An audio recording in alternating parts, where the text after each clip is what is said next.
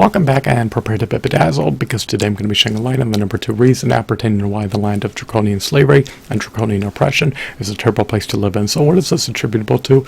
Without further ado, without further delay, without further procrastination, allow me to demystify an answer to that inquiry right here, right now, lamentably. Much to my dismay, much to my consternation, much to my chagrin, much to my grief, much to my agony, much to my agitation, much to my irritation. Slavery by evisceration fees is perpetrated against people with real private sector jobs based on voluntary demand in the land of Draconian slavery and Draconian oppression.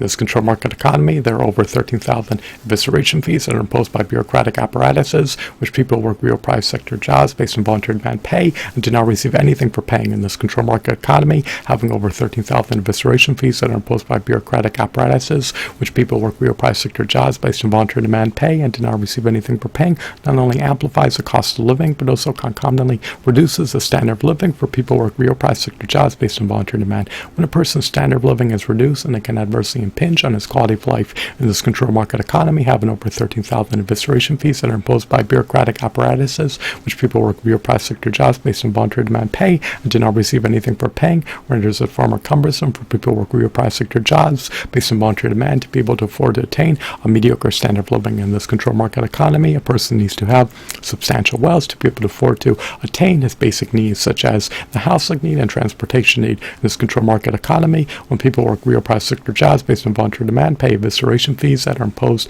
by bureaucratic apparatuses, they not only receive absolutely nothing for doing so, but also deplete their hard-earned fiat currency by depleting their hard-earned money on paying evisceration fees that are imposed by bureaucratic apparatuses that they receive absolutely nothing for paying. It is also far more cumbersome for them to establish a sizable investment portfolio.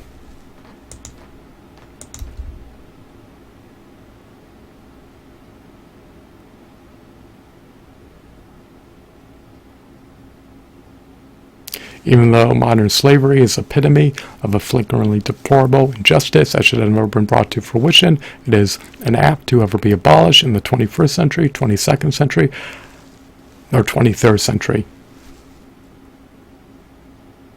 Nothing salubrious can ever ensue from a person succumbing to modern slavery.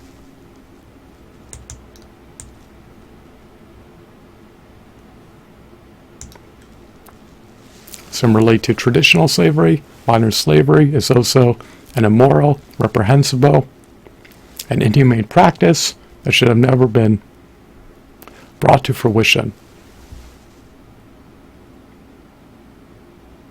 Slavery in any form is unvindicated, unwarranted, and unjustified. Someone is at a higher probability to succumb to a destitute standard of living in the land of Draconian slavery and Draconian oppression as a result of having an exorbitant amount of evisceration fees imposed against him if he is part of the real private sector workforce. In the land of Draconian slavery and Draconian oppression, people are monetarily penalized for contributing to economic production by being part of the real private sector workforce.